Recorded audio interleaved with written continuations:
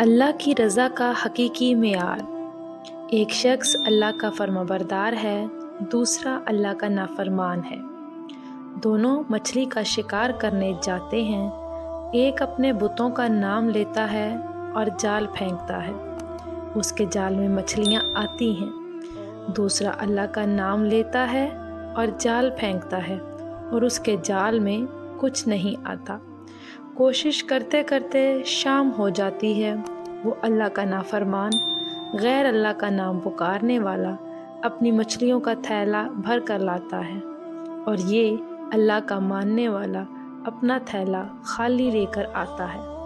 اللہ کا فرشتہ کرامن کاتبین، حساب کتاب لکھنے والا فرشتہ غمگین ہوتا ہے اور عرض کرتا ہے، اے اللہ، وہ تیرا نام لینے والا خالی ہاتھ آ رہا ہے اور تیرے دشمنوں کا نام لینے والا مچھلیوں سے بھرا ہوا تھیلا لا رہا ہے۔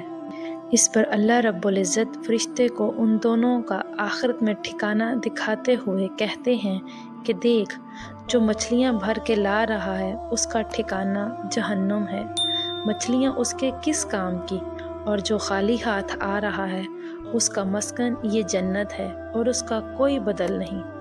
جیسے ہم کہتے ہیں کہ وہ اتنے نافرمان ہیں لیکن پھر بھی مزے کر رہے ہیں، اور یہ اتنے فرمانبردار ہیں پھر بھی تکلیفوں میں مبتلا ہیں۔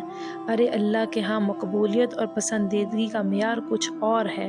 وہ حکیم ذات ہے، وہ حکیم ذات ہے، وہ ہر چیز پر قادر ہے، وہ ہر چیز کی حکمت رکھتا ہے۔ اللہ تعالیٰ بہتر جاننے والا ہے۔ اللہ تعالیٰ ہم سب کو نیک اور سیدھے رستے پر چلنے کی توفیق عطا فرمائے۔ آمین ثم آمین۔ جزاک اللہ خیر۔